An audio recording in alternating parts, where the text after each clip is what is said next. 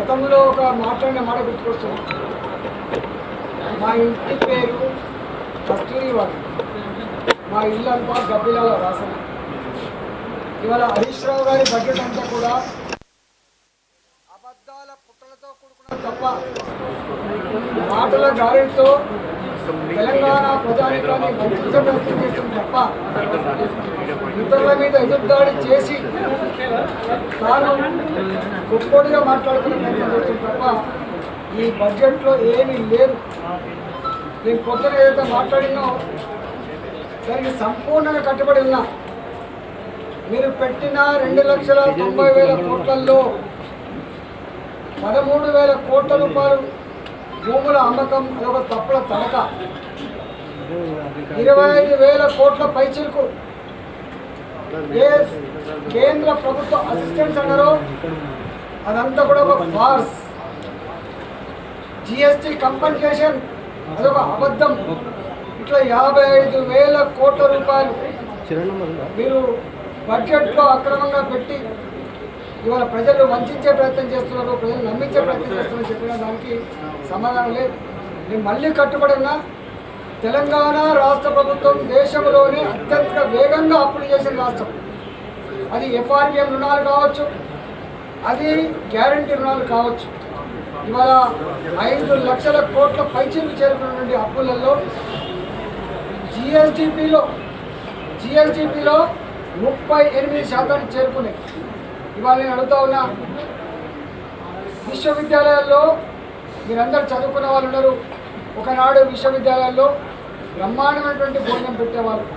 1 రూపాయి కూడా విద్యార్థి మీద భారం పడకుండా చివరికి నెలకు 15 రూపాయలు చొప్పున ప్యాకెట్ మనీ లాంటిది పొంది చదువుకున్న వాళ్ళం లేదు.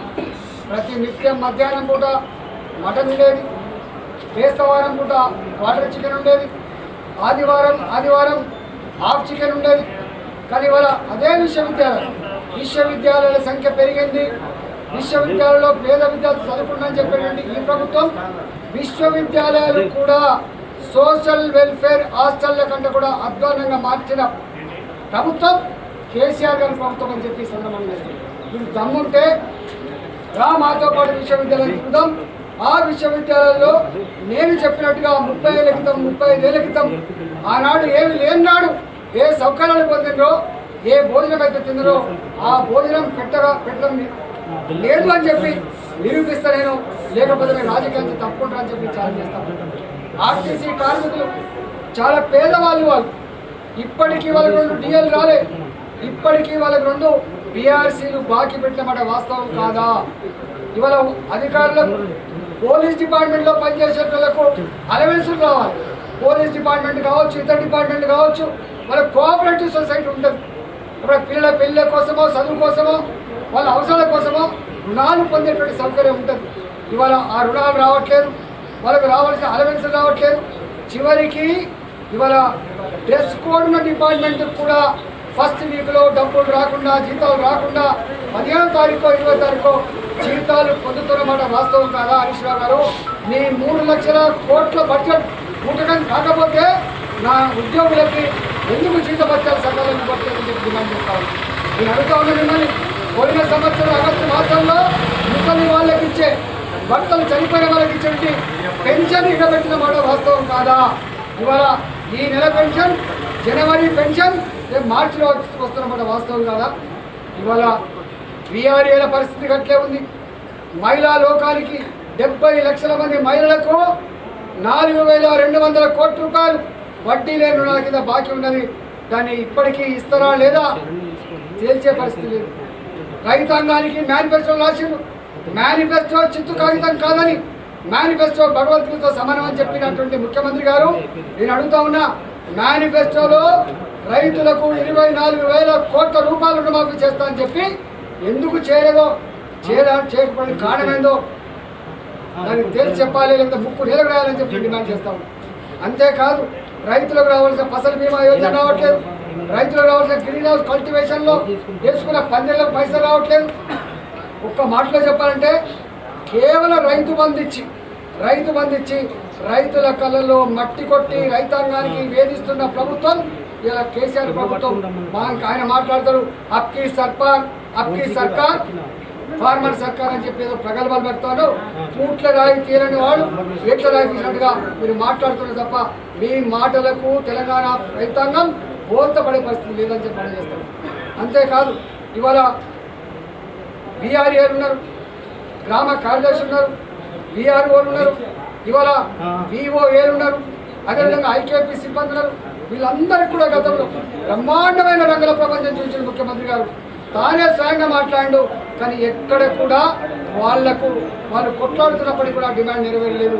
నిన్న మొన్న ఎస్ఐ ఉద్యోగాల కోసం, కానిస్టేబుల్ ఉద్యోగాల కోసం పాపం ఏ తప్పుల తడకైతే క్వశ్చన్ పేపర్ వచ్చిందో అవి సవరించమని చెప్పి కోరిండ్రు, ఆ మార్కులు కలపమని చెప్పి కోరిండ్రు, వాళ్ళకు ఫైనల్ ఎగ్జామ్ రాయమని చెప్పి కోరి 3 నెలలుగా ఇక్కడ 10,000 20,000 జమ చేసుకొని హైదరాబాద్ ఉండి ఉద్యమాలు చేస్తూ ఉంటే కనికరించని ఆ పిల్లలను పట్టించుకున్నటువంటి దుర్మార్గమైన ప్రభుత్వం కేసీఆర్ గారి ప్రభుత్వం అవునా కాదా అని చెప్పి డిమాండ్ చేస్తాం. అంతేకాదు ఇవాళ నాన్ ట్యాక్స్ రెవెన్యూలో ఇసుక మీద ఆదాయం చూపించింది. నేను అడుగుతా ఉన్నా, నా దగ్గర మానేరు ఉంటుంది, కరీంనగర్ దగ్గర దాకా 1 కిలో ఇసుక కిందికి వచ్చే ఆస్కారం లేదు.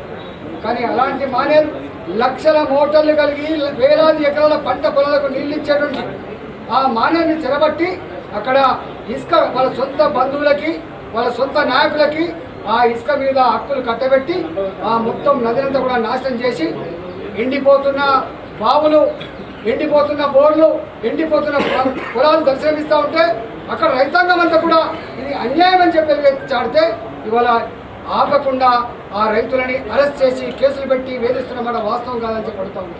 వీళ్ళు చెప్పడం వద్ద అనేకం ఉన్నాయి. దళిత మంది గురించి మాట్లాడుతున్నారు. నేను స్టేట్గా క్వశ్చన్ అడుగుతా ఉన్నా. పోయిన సంవత్సరం 17,777 కోట్లు మీరు బడ్జెట్లో పెట్టింది.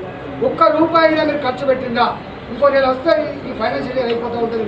మళ్ళీ మన దొంగ లెక్క పెట్టిండ్రు 17,000 కోట్ల రూపాయలు మళ్ళీ ఖర్చు పెట్టాలని చెప్పి.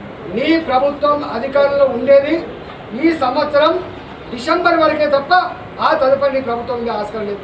మరి దళిత బంధు కోసం 2 లక్షల కోట్ల రూపాయలు ఖర్చు అవుతుందని చెప్పి 17,000 కోట్ల రూపాయలు బడ్జెట్లో పెట్టి 1 రూపాయి కూడా ఖర్చు పెట్టకుండా మీరు దళితుల కళలో మట్టి కొట్టింది వాస్తవం కాదా? కేవలం హుజరాబాద్ ఎన్నికలలో నన్ను ఒడగొట్టాలని 2,000 ఎకరాల పొలాలు అమ్మి భూమి అమ్మి తీసుకొచ్చి ఇచ్చినావు తప్ప ఇవాళ తెలంగాణ వ్యాప్తంగా ఎక్కలేదు. అక్కడ కేవలం జమ్మికుంటా హుజరాబాద్ వేస్తే మన ప్రజలు నమ్మరని చెప్పి అక్కడక్కడ 4 మండలాలు సెర్చ్ చేసుకుంటే ఇచ్చిన వాస్తవం తప్ప ఇప్పటి వరకు దళిత బంధు ఎక్కడ కూడా ఇవ్వట్లేదు. ఈవెన్ హుజరాబాద్లో కూడా వేలాది కుటుంబాలకు ఇంకా రాలేదు. వేలాది కుటుంబాలకు సెకండ్ ఇన్స్టాల్మెంట్ రాకుండా ఇబ్బంది పడుతున్న పరిస్థితి చూస్తాను. ఇవాళ వీళ్ళు ఎన్నికల కోసమే పనిచేస్తారు తప్ప ఎన్నికలు తప్ప వీళ్ళకు నిజాయితీ లేదన్నది సజీవ సాక్ష్యం. మునుగోడు ఎన్నికల్లో గొల్ల కుటుంబాలకు 1,54,000 రూపాయలు నగదు బ్యాంకులలో జమ చేసి మీకు ఎన్నికలలో ఈ నిబంధన ఉండి వాళ్ళు అభ్యంతరం పెడతా ఉన్నారు. ఎన్నికల తర్వాత తీసుకోమని చెప్పి ఇప్పటికీ లేదు. చివరికి ఏమి ఇచ్చిండ్రు?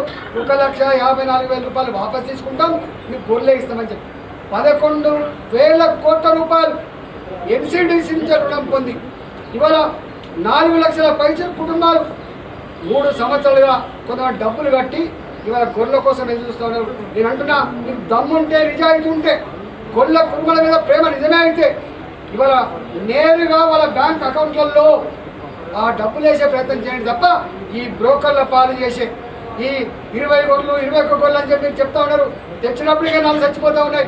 మీరు చెప్తున్న లెక్కంతా కూడా తప్పు. 2 కోట్ల గొర్రెలు ఇచ్చినాం, 4 కోట్ల పిల్లలు పుట్టాయి, 6 కోట్ల గొర్రెలతో మా గొల్ల కుటుంబాలు గొప్పగా ఉన్నాయని చెప్పి ఏదో మాట చెప్తున్నావు. నీ మాట చూసి సిగ్గుపడుతుంది మా గొల్ల కుటుంబాల జాతి అని చెప్పి మాట చేస్తా ఉన్నా. గొల్ల కుటుంబాలకు కూడా నగదు రూపేణ వాళ్ళ బ్యాంక్ అకౌంట్లలో డబ్బులు వేయాలని చెప్పి నేను డిమాండ్ చేస్తాను. డబ్బులు పెట్టిన విషయం మీకు తెలుసు. ఒక్క IDH కాలనీలో డబ్బులు పెట్టుకుని కట్టి బస్సులు తీసుకొచ్చి చూపించి ఓట్లేసుకొని ఇప్పటిదాకా కూడా డబ్బులు పెట్టుకుని కట్టేయకుండా పేదలను వంచిన పార్టీ, పేదలను వంచిన ప్రభుత్వం ఇలా కేసీఆర్ ప్రభుత్వం అవునా కదా ఇవాళ రైతు తెచ్చుకుంటాం. నేను డిమాండ్ చేస్తాను. పోయిన బడ్జెట్లోనే పెట్టిండు 5 లక్షల రూపాయలు ఇస్తాం డబ్బులు పెట్టుకుని వాళ్ళ జాగాలు కట్టుకోవడానికి అని చెప్పి. ఒకసారి అంటారు 3 లక్షల రూపాయలు అంటారు, ఇవ్వాలంటాడు. ఇంకా విధి విధాన ఖరారు కాలే అంటాడు. ఇంకా విధి విధాన ఖరారు వరకు నీ గవర్నమెంట్ కథమైపోతుంది. నీ గవర్నమెంట్ ఎప్పుడు డిజాల్వ్ అవుతుంది మీకెరక, ఈ గవర్నమెంట్ ఎన్నో ఉంటుందో మీకెరక. కాబట్టి నేను ఒకటే డిమాండ్ చేస్తా ఉన్నా, ఇవాళ రెసిడెన్షియల్ స్కూళ్ళల్లో కేర్ టేకర్ లేరు, రెసిడెన్షియల్ స్కూళ్ళల్లో వార్డెన్ లేరు, రెసిడెన్షియల్ స్కూళ్ళకి సొంత భవనాలు లేక క్లాస్ రూములు అక్కడనే, భోజనం చేసులు అక్కడనే, పడుకులు కూడా అక్కడనే ఉన్న పరిస్థితి చూస్తూ ఉన్నాం. కాబట్టి పేరుకేమో చాలా గొప్ప చెప్పుకుంటూ ఉన్నారు, కానీ ఆచరణ మాత్రం లేదు. ఇవన్నీ నిత్యం రెసిడెన్షియల్ స్కూళ్ళల్లో విచారం తిని లక్షల మంది పిల్లలు ఇప్పటికే అస్వస్థత గురై ఇవాళ అన్నమో రామచంద్ర అని చెప్పి పిల్లల ప్రాణాలను అరిచేతిలో పెట్టుకొని ఇలా తల్లులు పిక్కుమంటున్న పరిస్థితి చూస్తూ ఉన్నాం. కాబట్టి మీరు చెప్పే మాటలకి చేసే పనికి పొందడం లేదు. రెసిడెన్షియల్ స్కూళ్ళు బాగలేవు, విశ్వవిద్యాలయాలు బాగలేవు, డబుల్ బెడ్రూమ్ లేవు, మహిళలకు రావాల్సిన 4,200 కోట్ల రూపాయలు లేదు, ఏది లేదు. చివరికి కాళేశ్వరం బాధ్యత గొప్పగా అని చెప్పుకున్నారు. అనేక మంది తీసుకుపోయి ఇలా ఇంత గొప్ప అంత గొప్ప అని చెప్పడం ఇవన్నీ కూలిపోయినాయి, అవన్నీ కూడా పగిలిపోయినాయి. ఎప్పుడు బాగైతే తెలియని పరిస్థితి. ఒక్క మాట చెప్పాలంటే బుల్డోజ్ చేసి మాటల గారడితో ఇవాళ అసెంబ్లీని కూడా సొంత పార్టీ లాగా మార్చుకొని ప్రతిపక్షాల గొంతు నొక్కి చేస్తూ ఉన్నారు. మీరు పొద్దున చూసిండ్రు, భారతీయ జనతా పార్టీ ఒక నేషనల్ పార్టీ మాత్రమే కాదు, గుర్తింపు పొందిన పార్టీ మాత్రమే కాదు, 18 రాష్ట్రాల్లో అధికారం నడుపుతున్న పార్టీ, దేశాన్ని నడిపిస్తున్న పార్టీ భారతీయ జనతా పార్టీ, ప్రపంచంలోనే అతిపెద్ద ప్రజాస్వామికమైన పార్టీ భారతీయ జనతా పార్టీ. అలాంటి శాసనసభ్యుల ముగ్గురం ఉంటే ఎన్నో రూములు ఉన్నాయి ఖాళీగా. ఒక రూమ్ ఇవ్వండి, మేము ఎప్పుడైనా వస్తే కూర్చోడానికి పనికి వస్తుంది, నోట్స్ రాసుకోవడానికి పనికి వస్తుంది, టిఫిన్ చేయడానికి పనికి వస్తుంది అని చెప్తే రూము కూడా ఇవ్వకుండా భారతీయ జనతా పార్టీ శాసనసభ్యుల మీద కక్ష కట్టినటువంటి ప్రభుత్వం ఈ ప్రభుత్వం. ఇవాళ ఈ ప్రభుత్వాన్ని నిజాయితీ లేదు. స్పీకర్ గారు మా పట్ల సానుభూతిగా ఉండాల్సిన స్పీకర్ గారు, మా హక్కులు కాపాడాల్సిన స్పీకర్ గారు మా ముఖం చూడకుండా ముఖం చాటేసే పద్ధతి నిజంగా తెలంగాణ సమాజం అంతా కూడా గమనిస్తుందని చెప్పడం చేస్తాం. ఇవాళ CDF కాన్సెంట్ డెవలప్మెంట్ ఫండ్ 5 కోట్ల రూపాయలు ఉంటాయి. ఎంపీలకు ఇచ్చే డబ్బు ఎంపీలకు శాంక్షన్ చేసుకునే అధికారం ఉంటుంది. ప్రపోజల్ పెట్టుకొని వాళ్ళు ప్రపోజల్ పెడితే శాంక్షన్ ఇస్తారు.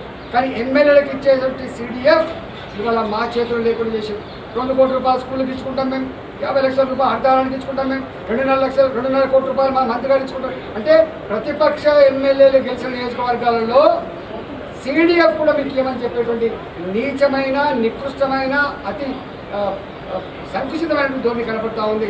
ఇంకా మళ్ళీ వీళ్ళే పోయి మా నియోజకవర్గాల్లో సంవత్సరం అవుతుంది ఎమ్మెల్యే గారు గెలిచి ఏం పని చేస్తున్నాడు? ఇస్తే కదా ఓ దరఖాస్తు పెడితే నీకు సంస్కారం ఉంటే, నీకు సభ్యత ఉంటే, నీకు గౌరవం ఉంటే, శాసనసభ పట్ల ప్రజాస్వామ్యం పట్ల నీకు ఒక విశ్వాసం ఉంటే మాలాంటి వాళ్ళని దరఖాస్తు పెడితే మీరు ఇవ్వాలి. ఇవ్వండి. ఇవాళ మా దగ్గర నేను మొన్న పోతే ఒక రోడ్ లేదని చెప్పి నాకు బండ్లు అడ్డం పెట్టిండు, ఎడ్ల బండ్లు అడ్డం పెట్టిండు, సైకిల్ మొట్ట అడ్డం పెట్టిండు. ఇదేందా పద్ధతి అని పోలీసులు అడిగితే సార్ పోతుంది సార్ అంటే పోలీసుల అండదండలతో, పోలీసుల పర్యవేక్షణలో మాలాంటి వాళ్ళకు అవమానపరిచే ప్రయత్నం చేస్తూ ఉంటే చివరికి ఇది ఏం తరీకా అని చెప్పి అడిగినందుకు మా మీదనే కేసులు పెట్టి టాస్క్ ఫోర్స్ పోలీసులతో అర్ధరాత్రి కూడా అరెస్ట్ చేయించి వాళ్ళను ఫిజికల్గా కొట్టించి జైలు పంపినటువంటి నీచం. కానీ ఒక్కడి మాత్రం చెప్తా ఉన్నా, ఎంత నిర్బంధానికి హుజరాబాద్ ప్రజల మీద కక్ష సాధింపుతో మా రోడ్లన్నీ ఖరాబు చేయించిన, మా ఇసుకను దొంగిలించకపోయినా, మా కార్యకర్తల మీద కేసులు పెట్టించిన, మా కార్యకర్తల మీద జైలుకు పంపించిన, మా కార్యకర్తల మీద ఫిజికల్ దాడులు చేయించినప్పుడు కూడా ఎక్కడ కూడా వేసే ప్రసక్తి లేదు. మరింత పట్టుదలతో ఈ ప్రభుత్వం మీద కుట్రాడటం తప్ప వదిలిపెట్టే ప్రసక్తి లేదని చెప్పి సందర్భంగా